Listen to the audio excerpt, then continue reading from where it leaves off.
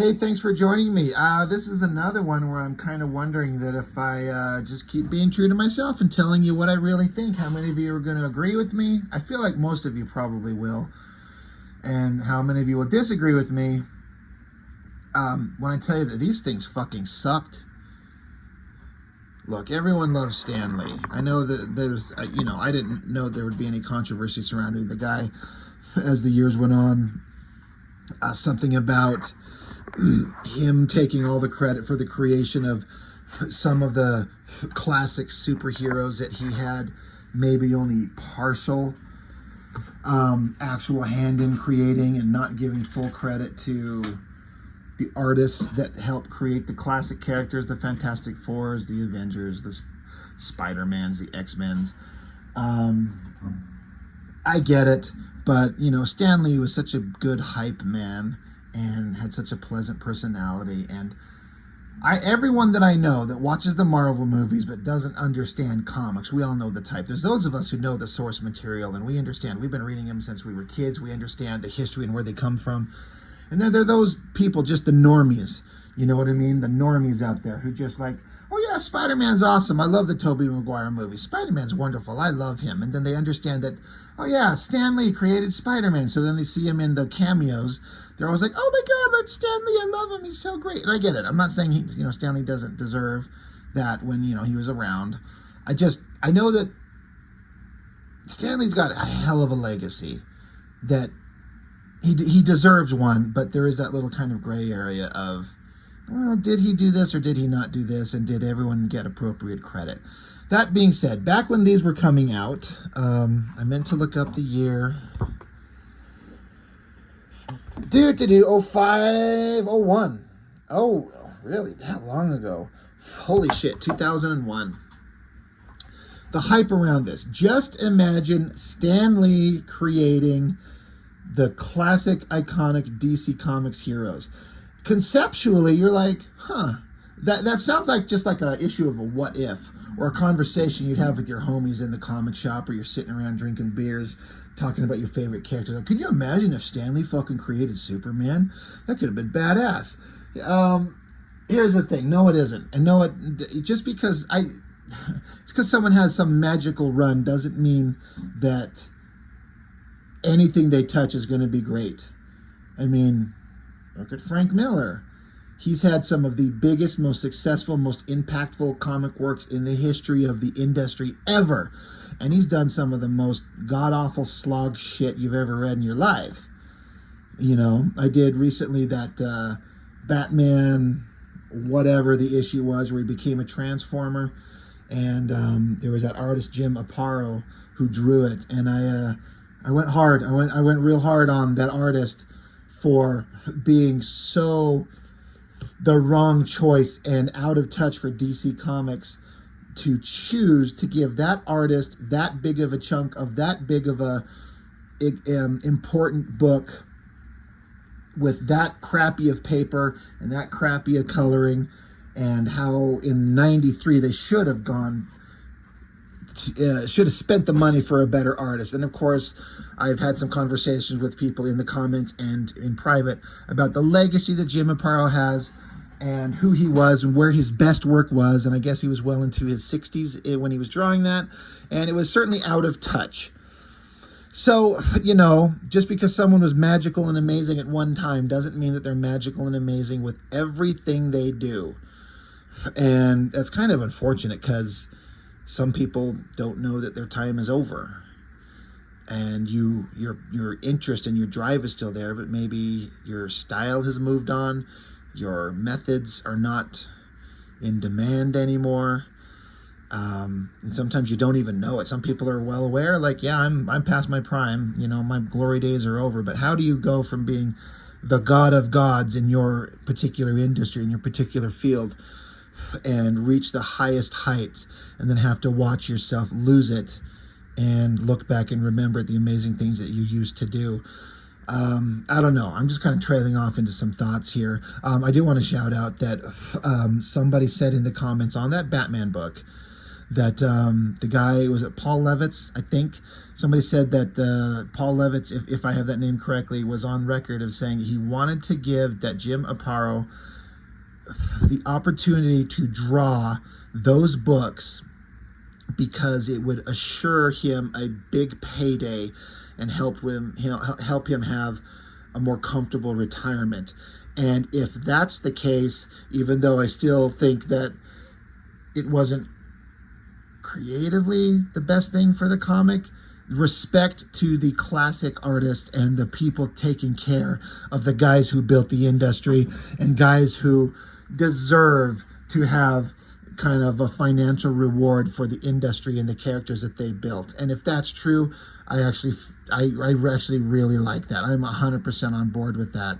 I like to hear things like that when guys who are like putting in the work and making these works that we all love so much, and then the companies keep profiting off the popularity of these characters that keep going, and sometimes they just leave the artist in the dust. Oh yeah, I remember that guy who drew this thing. They were poor as hell now. You know, we hear the story of, was it which one of them, Siegel or Schuster or both of them, who created Superman? You know, DC's raking in tons of money on the character, and when the movie came out, I think the Christopher Reeve movie, they didn't even have enough money in their pockets to go actually see the movie of the character they created. Like, that's like the most aggravating, frustrating, horrible thing I could ever imagine hearing. Like, that should never happen. Now, I believe that DC Comics eventually kind of made amends and righted their wrongs and started sending money their way. Good. So all that being said, Stan Lee at least had a big hand in creating some of the greatest Marvel Comics characters ever. And so now they're like, what if Stan Lee created the DC Comics characters? Well, the results they suck. I guess I should say I can't say that if it's across the board. I found this one. I think I got the Catwoman one, and I only got it because, if I remember correctly, Chris Bachalo, or Bacalo, I think he drew that, and so I got it for the art. I think those are the only ones I got, and then I think I got a chance to flip through some of the... No, Jim Lee. Didn't Jim Lee do the Wonder Woman one? I know I got that one somewhere. But here's the thing. The stories, like the Superman origin, is flawless and untouchable, in my opinion. So what do? I mean, I think Stan Lee's smart enough to go, well, I can't just, true believer, I can't just do the thing that they did. So he comes up with something else.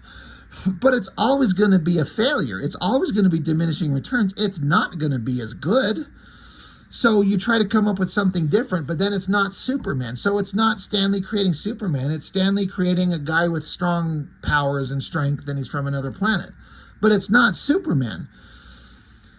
So it sucks. I read this thing, and it was just... in terms of like what you're interested in a modern comic, this feels like a book from 1971 or the 60s, because Stan Lee wrote it, and it's got that same kind of story rhythm, the character motivations, their thoughts. It's so old school and out of touch. It doesn't work. Now, some people love that. Like, I love that old school stuff, and I do get it, but for me, it just doesn't work. Now, you can't go wrong with the artist, John Buscema. Buscema? I'm never quite sure how to say his name. You're never going to go wrong with that. Well, I mean, what a perfect artist to pair with Stan Lee. If you're going to pretend we're going to create Superman, let's get John Buscema. Of course, it's going to look amazing, and I actually think this cover looks fantastic. Like, I don't know who this character is. It's not Superman. But the design's fine, I guess. But it looks great. And, of course, my favorite artist, Adam Hughes, they commissioned him to do like back covers to all these books. And Adam Hughes put out some of the best covers he's ever done on these Just Imagine lines, you know, and, you know, I'm sure Adam Hughes is like, what is this? Some other character that's not Superman, but is sort of Superman?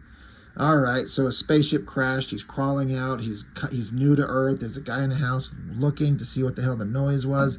How do you do anything? And, of course, inside the front cover, whether Stan Lee wrote this or not, or someone else did, they do straight out say they want to emphasize that this project is intended as a heartfelt tribute to the talented artists and writers who created DC's greatest heroes. They say anybody can come along later on after all the hard work has been done and write a different version of some famous feature. Don't think for 1 minute that this is an attempt to improve on any of the truly great characters that have become legendary throughout the world. The new versions in this series are merely a fun exercise, a chance to work with some of the best artists in the comicdom, and a chance no writer could refuse. So I hope you enjoy this somewhat different look at a few of your favorite heroes, and remember, the version you're about to read owes its very existence to the true masterworks that came before it. So I love that they flat out say that. Like, we know we're not going to improve on anything, but this is just for fun. And in that case, it kind of, takes out some of my, like, this sucks kind of, like, opinion on this. Like, they're acknowledging we're not going to do any better, but it's not Superman in any way, shape, or form. So I don't know what I would do. And it doesn't matter because no one would ask me. But, Stan Lee, to get your views on it, let's draw some alternate take on Superman. So they're in some other planet with a name that they say, we can't tell you the name because you couldn't pronounce it. And you got this guy with blonde hair pumping iron. Like, give him black hair, at least sort of make it like Superman, but we got to make it different. He's exercising, he got his hot babe wife staring out to the stars. He basically explains that he's like a cop, lawbringers they call it. But there's some other lawbringers out there that are genetically engineered to be strong. He's just like a normal man, but he's got a suit that he wears that I guess he created, this cape thing that lets him fly, so he can kind of match the level of his other lawbringers out there. So he's going out into the sci-fi city that he lives in, not Krypton because you can't pronounce it. And these other big thug cop guys are there. There's some kind of hostage situation. So they have to rescue the hostages from the terrorists on this bus thing, but the regular cops get blasted. So now only not Superman is here. So he throws a grenade to distract the terrorists on the other side of the bus. And while they're distracted, he crawls under it and sneaks in and just starts punching people. And I guess we're introduced to one of these, in a prison. Sorry, I read it, but I didn't pay super attention. I'm trying to think if one of these bad guys, or there's now this guy that's in prison. He's like, I guess he's supposed to be like the Lex Luthor, although his name is Gorok. Gorrok. But he's like superhuman advanced, so he's super strong. And he's able to beat up people and get away. Now he's escaped. So then somehow he's going to give payback to the creep who sent him here, meaning, not Superman. So I guess he finds out somehow where whoever his blonde hot wife is, she's at home cooking, chicken fried steak and eggs or something like that. He busts in the door, ties her up, and says, you got a front row seat to see what I'm going to do when he gets here. So then he's like, Siren, the blasted squad men must have traced me here, but I'll get my revenge even if I can't wait for him. So then I guess he kills her, and he has time to write a note, something to remember me by. So he showed up and killed this girl because he arrested him and threw him in jail. So it's like standard, like, I'm a good guy, I'm a cop, I have a bad guy, I threw him in jail, bad guy got out, shows up and does what the virtue signaling chuckleheads out there want to say, fridging a character by taking the significant other and just have her be a thing to get killed to motivate the hero. And it's pretty, like, this character was completely pointless. She's had like 3 panels and 5 lines and she's dead just to motivate the hero. So it's actually kind of fair in this case, but it's old school comics in its presentation and its writing. Like, she's got to die, and they're not wasting a lot of time. This is not decompressed storytelling. This is like, we're going to move through this book fast to get him introduced and on his planet and then through space and on Earth and become Superman. So his wife has to die. So now he's pissed. He's going to cry like a little bitch. So he gets out there, gets in, it looks like a future version of a Batmobile or something like that. Meanwhile, Gorok, he's using a laser blaster and sneaking onto this advanced spaceship that was going to take off into space and traverse time and dimension or some shit. So he's like, this is a one-of-a-kind ship, so no one can follow me. He sets course for an air-breathing planet from another galaxy, and I'm home free. Too bad. His name is the hero, the Clark Kent, the Kal-El. His name is Salden, Salden.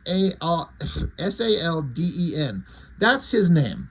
It's like, too bad Salden isn't here. I would have wished I could have killed him, but the cops are after me, so I have to jump in the spaceship and leave. So, he looks on a monitor as he's about to blast off, and here comes not Kal-El running, saying, "Stop that ship." So, bad guy Gorak, he's like, "Oh, I get to fight him." So he opens the door and lets him in so they can start punching each other. But then the rocket ship takes off, knocking Kal-El Salden on his ass.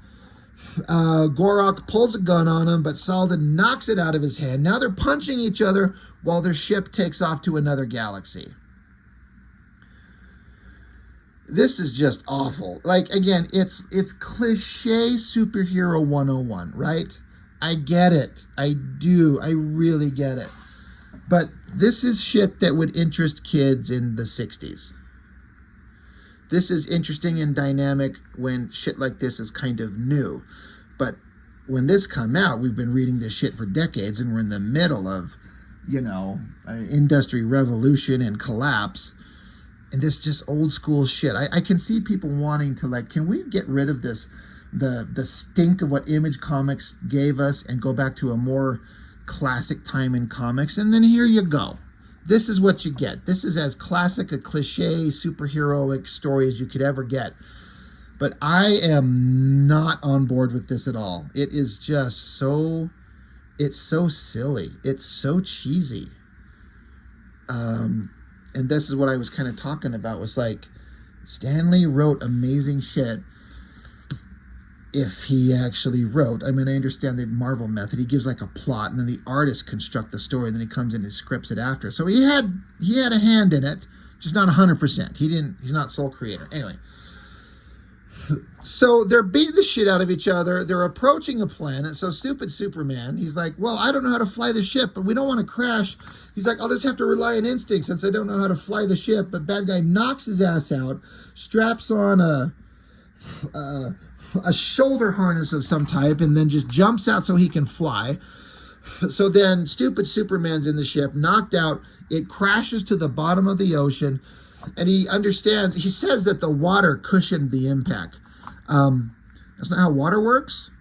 Water is like concrete. It doesn't compress, and it will just obliterate anything. But this is an alien ship, whatever. But water cushioned the impact, not how it works. That's not how you survive. But he's like, I'm trapped in the bottom of the sea. The controls are smashed. He's like, what a way to end up, running out of air below the surface of a strange planet in an unknown galaxy. Even if I tried to swim to the surface, the hatch doors opens outward. There's no way I could push it out against the pressure of countless tons of water. So he's like, they're acknowledging, the pressure underwater. And he's like, I wouldn't survive. But he kind of leans up against the door, and it just pops open. And then he like rockets to the surface. He's like, what the fuck? I swam like a torpedo. The water pressure didn't even get me. So he starts like swimming for the coast. And he swims like fast as a bullet, faster than a speeding torpedo, I guess. He shows up, I guess he's tired. And then some like street toughs are having a beach day or something, and they see just a random guy in a colorful outfit, so they're gonna like murder his ass. So stupid, not Superman, picks him up and throws him away casually. He's like, damn, I'm super strong. And then he notices like his watch falls off his hand, and he notices how slowly it falls to the ground. And he's like, oh, gravity on my planet is way heavier than on this planet. So it's gravity. My body's used to struggling against a much greater gravitational pull. So my muscles are denser and stronger. So I can zip around super fast. So this is how he's Superman, is because his planet had greater gravity. So he jumps around. Now he's having a little quiet moment of, I'll never get back to my home. My wife is gone. I must honor her memory. So he's like, all right, I got to go find Gorak wherever he is. And so he's trying to use his shoulder harnessing that makes him fly on his other planet, but it doesn't work. It's broken. He's like, it broke its sensitive power cell. No matter, I'll wear it anyway as a reminder of the world I lost. Okay. So then he walks through the streets, having little inner monologue thoughts on commentary on modern society. Everyone's laughing at him. Meanwhile, halfway across the planet, Gorak has met some African tribe, and they're like, white men bad or something, and we got to beat them up. So he proceeds to beat the shit out of the tribal leaders, picking up trees, beating the shit out of them. Now he's king of the Wicker people. And then they throw all the hot native girls at him, and they have a little dance feast, and he's just sitting around bored, can't wait until he can enslave the planet. Okay. So now stupid Superman's like, I gotta make money somehow. However he knows about money. Oh, and he happens to wander nearby a circus, and their lead act broke his ankle. So he's like, I can do a cool act. And the guy's like, I don't know you, buddy. Buzz off. And he's like, hey, you don't need to pay me unless I'm worth it. You can pay me after the show. And he's like, all right, I got nothing to lose. So they're like, ladies and gentlemen, children of all ages. And then meanwhile, Superman's in there waiting to put on a show now. And he notices that one of the poles is off center. So he rips it out of the ground and resets it to make the tent straighter. And everyone's like, holy shit, look how strong he is. Now he jumps up on the trapeze act, and everyone's kind of excited. Now Superman's doing a headstand, balancing on his head on a little skinny little stick above the air, holding up the two trapeze artists. Is it the Flying Graysons, actually? That'd actually be funny if that's who they were. So now he's doing this shit. This Superman is doing this. And so he pays him, hey, you're awesome. We should, how'd you do that? You got built-in gizmos in your suit? He's like, yeah, built-in gizmos. And so he's like, I got to figure out a name. And so then an ice cream truck goes driving by. It's Clark and Peter Ice Cream. And then he notices the street signs. It says Parker Place and Kent Street. He's like, oh, my name's Clark Kent. Fortunately, he didn't call himself Peter Parker. I mean, it's two parts of equal cute and also the stupidest thing you've ever seen in my life. Well, okay, Clark, you're a star in the making. He's like, no, I have other things I have to do. So he leaves, and he fucking, I don't know. He's just in somebody's living quarters. I don't know. He rented a place somehow. Now he's on a computer looking up stuff, and he sees how Earth should be more advanced than they are, but they spend all this time fighting each other. Maybe I should be a savior of this planet. And then a guy comes to the door. The newspaper would like to interview you. And then he finds some comic books, and the comic book explains the concept of a secret identity. He's like, oh, if I don't have a secret identity, they could use my personal life against me. I'm too fucking stupid to think of that. Well, that settles it. He says, no one must know I'm from a different planet. No one's going to poke and probe and try to dissect me. I'll claim my power comes from my suit. I'll say it's a patented invention of mine, period. Let them like it or lump it. Okay. So at that moment, Gundor Gorak, that's Lex Luthor, Gundor Gorak, and now he's in Los Angeles. He just left all his hot tribal babes, wherever he was, and now he's in LA. He rips open an ATM and takes cash out, and then he comes across the Church of Internal Empowerment, Reverend Dominic Dark, D-A-R-R-K. Who's Dominic Dark supposed to be? All I know is if I was a church-going man, I would not go to a place where it says Reverend Dominic Dark. Not going. So they go inside, and this guy's like, you're going to serve me. He's like, I don't serve anyone. He does a magical thing to scare him and show like, hey, you're going to work for me. We're going to team up. We're going to be awesome. We'll take over the planet. God, 26 pages into this. I'm just so bored. Oh, so now stupid Superman, he's like, oh, look, this is Lois Lane. I heard about your circus act. He's like, congratulations, I'm busy. She says, do you want to hear my offer? He says, no. I like that he ain't interested. He's like, bitch, get out of here. She's like, you're the shy type. Hey, I could make you famous. We could be a great publicity gimmick. We'll call you Superman. It'll go over great with the public. People will pay to see your amazing feats. You could be a circus man. So Lois is a little vain and vapid and stupid. And then, some government agents show up. They just bust in. Everyone freeze. We're government agents. We're here for your suit. So they assume his strength comes from his suit. So he hands over his broken ass cape. So this fucking stupid ass like Fox Mulder guy puts on the cape and he's like, all right, so I'll just take a jump and let the gizmo do the rest. He's going to check out how the suit works. So he just jumped and falls on his face. And he's like, well, how does this work? He's like, well, it's my secret and I'm counting on it to make me rich. So then I guess a lawyer that Lois hired shows up. He's like, hold on, Clark Kent's my client. You can't do this. You will sue you. And it's... So they leave, and now it's just... Jesus Christ. I guess you hear some bad things are going on. So Superman zips out of his apartment, and Lois Lane is like, wow, how does he fly? His suit doesn't make any sounds. They don't understand it's his physical strength. They think it's technology from his suit. Who cares? There's some kind of terrorist situation that the government guys are like, we have to give in to the terrorist demands, or they're gonna, if we can't find and rescue the Chinese president in the next 12 hours, we'll have to give in to the terrorist demands. There's no other choice. But Superman shows up. There is another choice. I can do it. Send me in secretly. We'll do it. So there's a truck driving and Superman's tucked into the thing, and whatever. Bad guys are there. And so now Superman's on the scene because he's helping the government intercede in this terrible terrorist situation.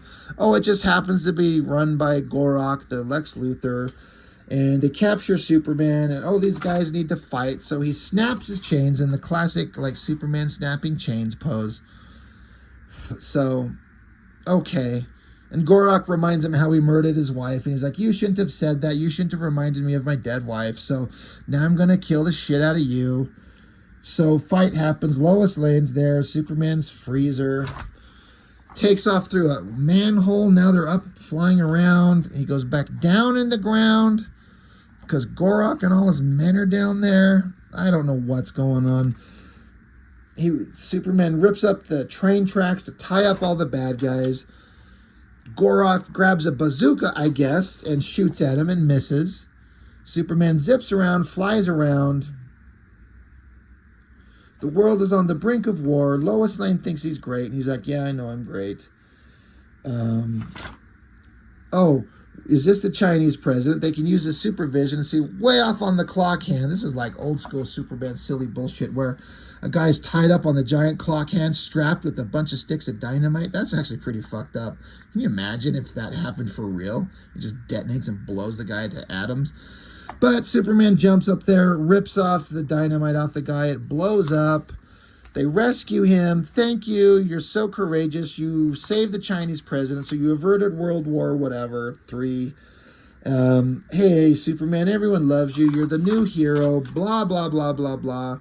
And they keep going, and Gorok got away, and Lois is thinking about how she's going to be his agent and his lawyer, and she's going to collect percentages of his revenue, and she's going to have to keep other girls away from him, but he's pretty good at that. And meanwhile, he's like, I gotta, there's other bad things going on this planet, and I gotta pay attention to solving these problems, and someone else was pulling the strings of Gorok. If only I knew where it was or where to look. As we pass the Church of Eternal Empowerment, Reverend Dominic Dark. The end. Yeah, right. That was awful. I don't know about this backup story. I didn't read it. I don't care. I am not interested. Look, I've said enough of it. All respect to Stan Lee. All respect to just the fun exercise. Just, we're trying something different, and I get it, and I think that's great, and I guess it's better that they did it than not do it, I guess. Is there such a thing as a project that you make and you should never have done it? I guess it does, but I don't think this falls under there. I'm just like, this is just, no one's wanting more stories of this. Are there any more stories of this version of Superman? I'm going to say there's not, right?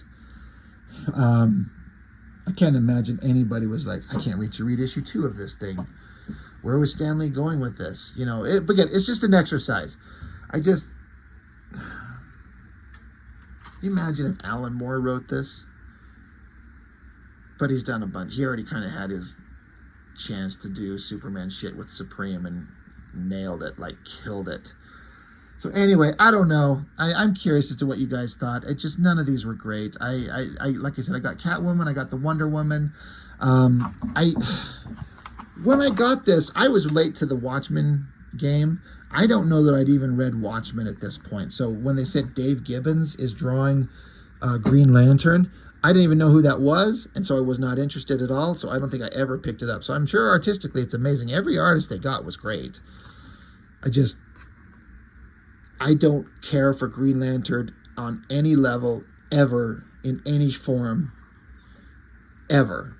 When I was a kid, when these were coming out, and today, I do not give a shit about Green Lantern. Like, I understand he's a legacy character, and he has a rightful place in comic characters and creation and DC and all that type of stuff. I do not give a shit about Green Lantern one bit, but so you could not have talked me into buying this, because I didn't know who Dave Gibbons was, and I don't care about Green Lantern, and I did not like these stories, so I was not picking that one up. Well, there was a Aquaman one too, but I can't remember who drew that. I'm sure it's a good artist, but another terrible story. So anyway, I'm sorry, I'm just kind of going on. Did you guys read these? What did you guys think? Did you actually like these? Like, does anybody remember these things? I was not having a good time, as you can tell. But good artwork. You're never going to go wrong with John Buscema, even though, again, his art style is solid and beautiful, but it's also kind of old school in its presentation too. It's not my favorite. It's like one thing when you can tell an artist is actually an absolute legend and way better than I'll ever be, and way better than so many other artists, but I'm also like, none of this is exciting. Like, I don't know. It's fine. It doesn't work for me. Anyway, I'll shut up. I'll move on. Anyway, Just Imagine Stan Lee's Superman. Not my thing. So that's all for now. Thanks for watching. Bye.